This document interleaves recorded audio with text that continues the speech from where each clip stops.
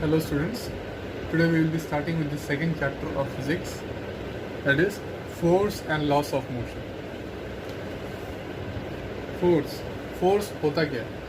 Force is any push or pull on an object. Push or pull on any object can be classified as force.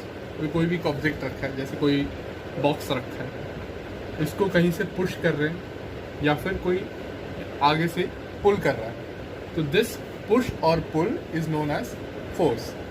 Force के कई type के effects होते हैं. कोई भी एक ऑब्जेक्ट लेने पर, उसको पुश या पुल करने पर जो इफेक्ट्स जो बॉडी पे दिखते हैं उसके हम सीखते हैं. There are mainly 5 effects. First, it can move a body. A force can move a body. कोई भी एक बॉक्स रखा हुआ है, एक हैवी बॉक्स है मान लो, तो उसको पुश करने पे या पुल करने पे आगे से इट कैन मूव. ठीक है. Second is it can stop a body. कोई भी मूविंग ऑब्जेक्ट, अगर ये मान लो कि ये बॉक्स पहले से ही मोशन में है, या फिर ये एक कार है या फिर कोई भी व्हीकल टाइप है जिसके व्हील्स है, so it is already moving. Let is consider that it is already moving. अगर मैं यहाँ से एक फोर्स उल्टा लगाता हूँ या फिर I will stop it by my hand, तो it can stop a body. तो एक फोर्स लग रहा है to stop this moving object. So the effect of force is stopping the object और स्टॉपिंग द मूविंग बॉडी. तो पहला है वो फोर्स किसी भी ऑब्जेक्ट को मूव कर सकता है. Second, it can stop a body. Third, it can change the speed of a body. कोई भी ऑब्जेक्ट का स्पीड चेंज हो सकता है बिकॉज ऑफ फोर्स की वजह से चेंज हो सकता है. It can change the direction of the body. Direction भी चेंज कर सकते हैं. या फिर लास्ट है, it can change the shape और size of a body. Speed हम लोग कोई भी ऑब्जेक्ट का, जैसे अभी जो एग्जांपल लिया था स्टॉप करने के लिए, सेम अगर फोर्स में थोड़ा कम लगा रहा हूँ तो स्पीड में वेरिएशन आ जाता है. एक मूविंग ऑब्जेक्ट पे मैं जो अपोजिंग फोर्स है वो पहले से ही मूव कर रहा था और मैं सामने से उसको रोक रहा हूँ, लेकिन मैं पूरी तरीके से रोक नहीं पा रहा, तो I am decreasing the speed. या फिर मैं पीछे से धक्का देके इंक्रीज भी कर सकता हूँ speed. So speed can be change. Direction, अभी मैं जैसे एक हाथ से एक टॉय कार चला रहा हूँ, तो टॉय कार को मैं किसी भी डायरेक्शन में पुश कर सकता हूँ. डायरेक्शन, या फिर कोई भी ऑब्जेक्ट को मैं हाथ आगे रख के, या फिर कोई भी कुछ विद अ फोर्स मैं हाथ का यूज करके I can change the direction of that object. And it changes the shape. Size नहीं बोलेंगे बल्कि शेप ही बोलेंगे. तो shape can be changed. How? Let us take an example of a balloon. अगर वो उसमें एयर है, पहले से इन्फ्लेटेड बलून है, तो अगर मैं उसको पुश करता हूँ, मैं उसको ऊपर और नीचे हाथ रख के मैं उसको दबाता हूँ, the shape of the balloon changes. जो शेप है, ओरिजिनल शेप होगा बलून का, वो पूरी तरीके से चेंज हो जाएगा फटने के पहले तक, जब तक मैं वो फोर्स एक लिमिट में अप्लाई कर रहा हूँ. So it can change the shape of the object. These are the 5 effects force produces on a object. Now we will learn about types of forces. There are 2 types. First is balanced forces, and second is unbalanced forces.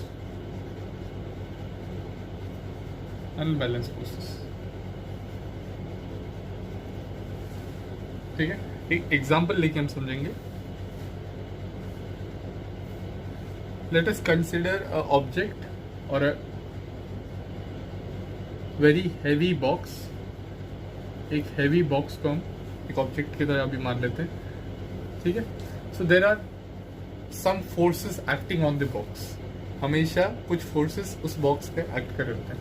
जैसे नीचे को जो खींच रहा है, this box is being pulled by the earth, earth उसको नीचे की तरफ खींच रहा है, and that force is gravitational force. Gravitational force एक फोर्स उसी के ऑपोजिट डायरेक्शन में एक्ट कर रहा है, that is the restraining force. Restraining और द रेस्ट्रिक्टिंग फोर्स, ये जो है ये ग्रेविटेशनल फोर्स के ऑपोजिट एक्ट कर रहा है। This is balancing the gravitational force, ये जो रिस्ट्रेनिंग फोर्स है वो इस ग्रेविटेशनल फोर्स को बैलेंस कर रहा है। ठीक है, सो देयर आर, अब ये दो बॉक्सेस, ये दो फोर्सेस जो हैं इस बॉक्स पे हमेशा एक्ट कर रहे हैं when it is not moving. ये एक जगह रखा हुआ है ये बॉक्स, तो ये दो फोर्सेस हमेशा एक्ट कर रहे होंगे। The resultant of these two forces, अगर इन दोनों फोर्सेस का मैं रिजल्टेंट निकालता हूँ तो वो 0 निकलेगा। रिजल्टेंट मैं बताता हूँ 1 मिनट उसके बारे में। उससे पहले एक एग्जांपल लेते हैं कि I am pushing the object और applying some force on the object. मैं कुछ फोर्स लगा रहा हूं, ठीक है, I am pushing the object, but there is a force acting against the push. इस पुश के अगेंस्ट एक फोर्स एक्ट कर रहा होगा, that is the frictional force.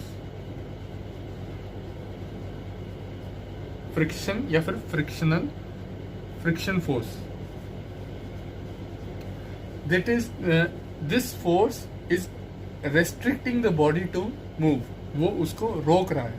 ठीक है, हमारे पुश को रोकने वाला जो फोर्स है that is the friction force और the frictional force. Now the resultant of all these forces, balanced forces हम कब बोलेंगे, व्हेन, जब इसका रिजल्टेंट जो है, सारे फोर्सेस का रिजल्टेंट जो है बॉडी पर वो 0 होगा। So the definition will be, if the net resultant of all the forces acting on a body is 0, then it is known as balanced forces। Balance forces, जब इसका नेट रिजल्ट जो है, net resultant जो है वो 0 होगा। पूरा ये बॉक्स मूव, मैं पुश कर रहा हूं यहां से, लेकिन ये मूव नहीं हुआ क्योंकि इसका जो फ्रिक्शनल फोर्स है वो बिल्कुल इस पुश के बराबर है, और जो ग्रेविटेशनल फोर्स है वो रिस्ट्रेनिंग फोर्स के बिल्कुल बराबर है। So the force from all the sides is not letting the body move, अभी तक बॉडी मूव नहीं हुआ है, तो रिजल्टेंट फोर्स जो है वो हमेशा 0 है।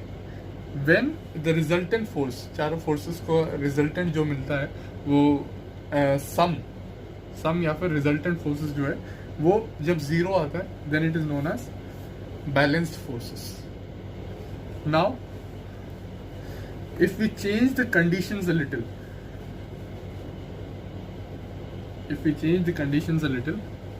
अब इस बार क्या है, the force applied by me और the pushing force that is increased. अब ये इस फोर्स को मैं बढ़ा रहा हूं। जैसे पहले मान लो कि मैं 1 यूनिट एनर्जी लगा रहा था फॉर पुशिंग द ऑब्जेक्ट, और फ्रिक्शनल फोर्स जो है वो भी 1 यूनिट था। ये सिर्फ एक एग्जांपल है, ठीक है।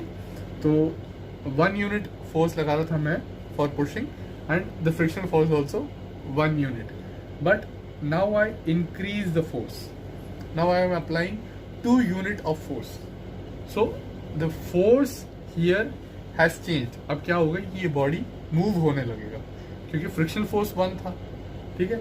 नाउ अब मैंने अपने तरीके से, अपने तरफ से ये फोर्स जो है इंक्रीज किया, फोर्स इंक्रीज हुआ तो बॉडी जो है मूव होने लगेगा। अभी तक क्या था, सारे फोर्सेस बैलेंस थे, बॉडी मूव नहीं हो रहा था, चारों तरफ से फोर्सेस जो लग रहे थे वो बॉडी को रोक के रख रहे थे, but now the box is moving क्योंकि एक साइड का फोर्स जो है वो इंक्रीज हुआ है। So the net resultant is not zero. Balance के केस में क्या था, it was zero, but unbalance के केस में क्या होगा, इट इज नॉट जीरो। तो पूरा चेंज हो जाता है। अनबैलेंस के केस में जैसे ही वो फोर्स इंक्रीज हुआ, the resultant will not be zero, the net resultant will not be zero. So this is the difference between balanced and unbalanced forces. Now we will start with the laws of motion. So laws of motion were proposed by Newton. Newton had proposed the laws of motion. First law was, I'll dictate it, that if a body is in the state of motion or at the state of rest, then it will continue its state until and unless it is compelled by an external force to change its state. अब मैं इसको written form में बाद में video के and में भी डाल दूंगा. What does the law mean? एक ऑब्जेक्ट मान लेते हैं, ठीक है, अ box. Now the law means that a body in the state of motion of rest और इन मोशन, जैसे कोई भी बॉडी वो मोशन में है या फिर रेस्ट में है. अभी हम कंसिडर कर रहे हैं कि ये बॉडी जो है रेस्ट कर रहा है, it is not moving, so it will remain in the same state. ये अपने रेस्ट के पोजीशन में ही रहेगा until and unless an external force is applied. जब तक एक एक्सटर्नल फोर्स अप्लाई नहीं कर रहे हैं तब तक ये अपना जो है रेस्ट का स्टेट कंटिन्यू रखेगा. ये है इस first law of motion.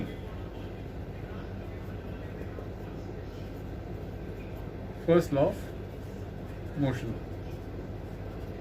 So any body which is in the state of rest और ऑफ मोशन.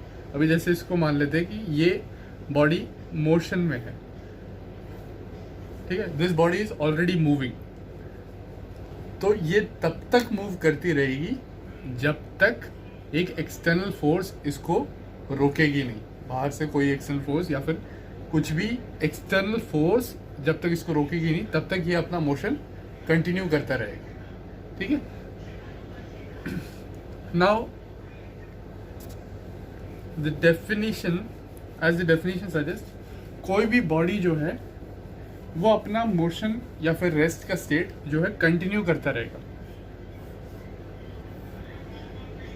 बॉक्स जैसे रेस्ट में था तो ये अपना स्टेट जो है कंटिन्यू करता रहेगा जब तक हम बाहर से एक फोर्स नहीं लगाएंगे और इसको मूव नहीं करेंगे.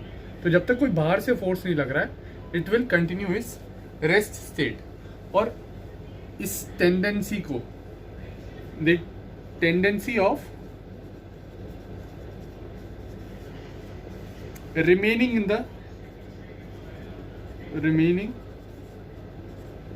the same state,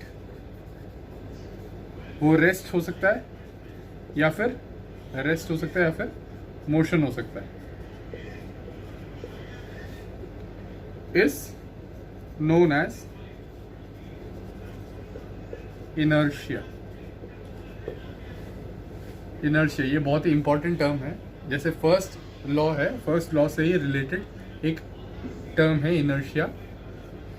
now the tendency of any body, कोई भी बॉडी का tendency to remain in the same state, जिस स्टेट में वो है. जैसे ये बॉडी अभी रेस्ट पर है, ये रेस्ट पर है, उसकी टेंडेंसी मतलब वो उसका जो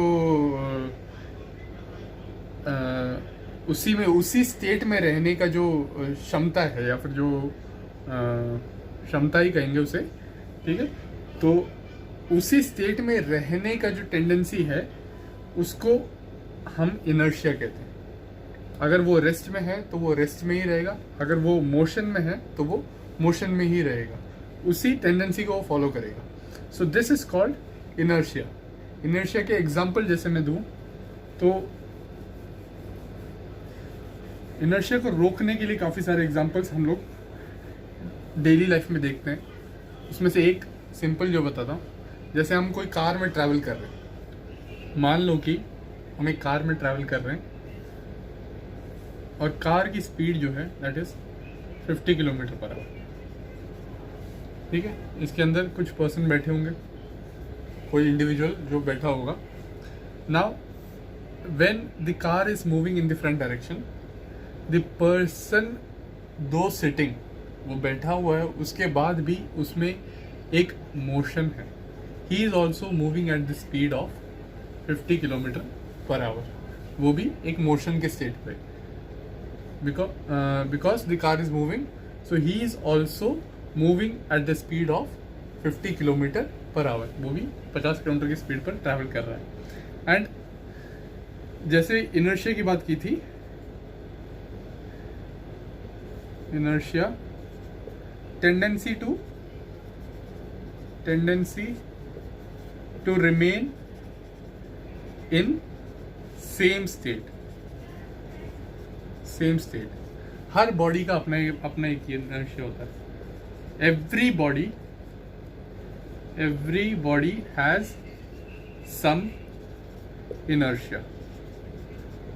ये बहुत इंपॉर्टेंट पॉइंट है ये।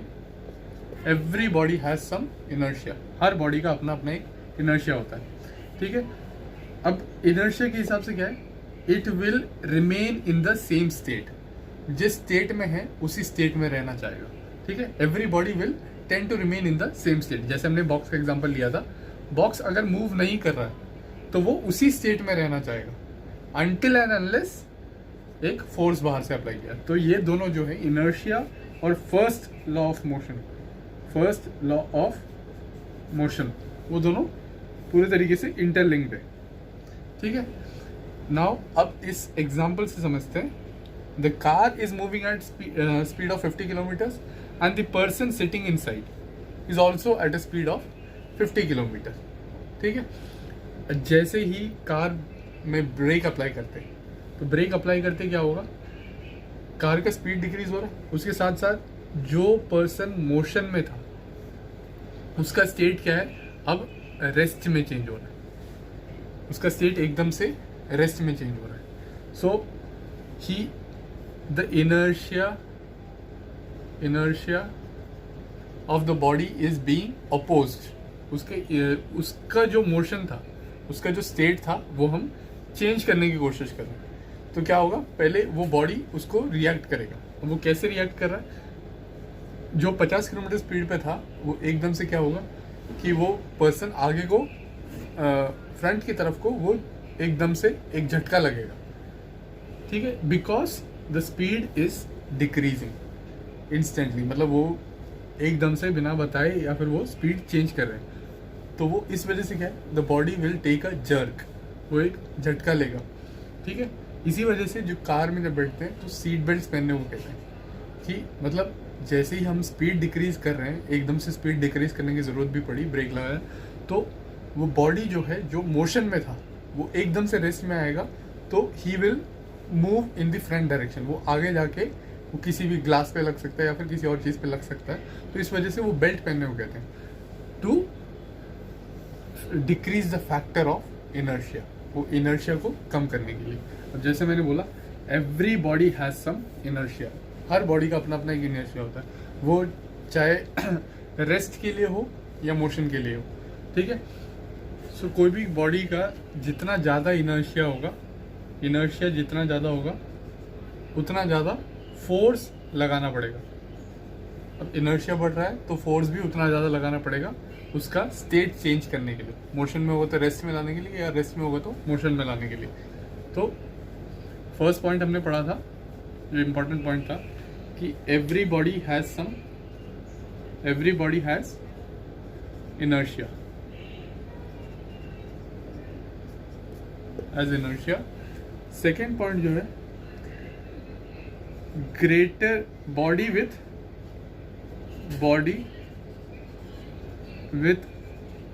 greater inertia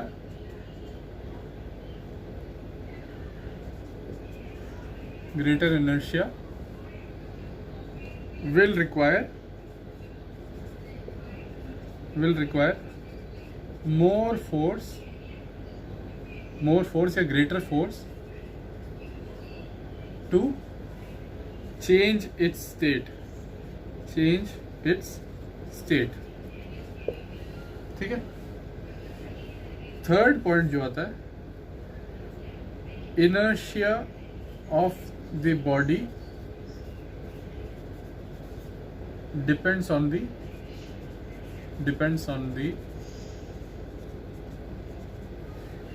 weight of the body. ठीक है. तो वेट जितना ज़्यादा इंक्रीज होगा या वेट जितना ज़्यादा होगा उतना ही इनर्शिया ज़्यादा होगा. ठीक है. जैसे मान लो कि एक टॉय कार है. एक टॉय को मूव करने के लिए मुझे कितना फोर्स लगाना पड़ेगा? बहुत ही हल्का फोर्स लगाना पड़ेगा. क्यों? Because the weight is very less. उसका वेट बहुत ही हल्का है. लेकिन उसी जगह पर मैं एक ओरिजिनल कार को धक्का लगाने की कोशिश करूं तो the force required will be much more. एक असली गाड़ी को धक्का देने के लिए मेरे को फोर्स जो चाहिए होगा वो बहुत ज़्यादा होगा, because the weight has increase और उसका इनर्शिया बढ़ गया है. उसका जो टेंडेंसी है कि मतलब वो जो रेस्ट में है तो वो रेस्ट में ही रहना चाहेगा, क्योंकि उसका वेट ज़्यादा है. तो इस वजह से उसका इनर्शिया भी ज़्यादा है, और वो इनर्शिया ज़्यादा होगा तो हमें फोर्स भी ज़्यादा लगाना पड़ेगा. So this is about the first law of motion, the things that we have to learn. इसमें कोई भी और एग्जांपल ले सकते हैं. जैसे एक नॉर्मल सा एक्सपेरिमेंट जो हम लोग हमेशा करते हैं वो है कि ग्लास दिया है. ग्लास के ऊपर हम लोग कोई भी एक बुक रख लो या कुछ भी एक थोड़ा हार्ड सा कार्डबोर्ड कुछ रख लो और उसके ऊपर एक कॉइन रख लो. ठीक है. Now everything is in rest. हर एक चीज़ रेस्ट के पोजीशन पर. ठीक है. ग्लास भी वहाँ रखा हुआ है, उसके ऊपर जो कार्डबोर्ड है वो रखा हुआ है, एक कॉइन जो है उसके ऊपर वो भी रेस्ट में है. अब मैं क्या करता हूँ कि मैं एकदम से एक झटके में मैं ये कार्डबोर्ड को यहाँ से खींच लेता हूँ. ठीक है. अब होना क्या चाहिए कि ये कॉइन जो है ये भी मूव होना चाहिए, बट इसका इनर्शिया क्या कर रहा है? इसका inertia is not allowing the coin to move. तो क्या होगा? जैसे ही मैं कार्डबोर्ड खींचता हूँ, ये कार्डबोर्ड खींचते ही ये कॉइन जो है वो ग्लास में जाके गिरेगा, because it is not changing it does not want to change its state. वो अपना स्टेट चेंज करना नहीं चाहता है. एक बहुत सिंपल सा एक्सपेरिमेंट है जो हम लोग बिल्कुल बचपन में हमने ट्राई भी किया होगा. तो this is a simple experiment which tells about the practicality of inertia, या फिर एग्जाम्पल है बहुत अच्छा इनर्शिया के लिए.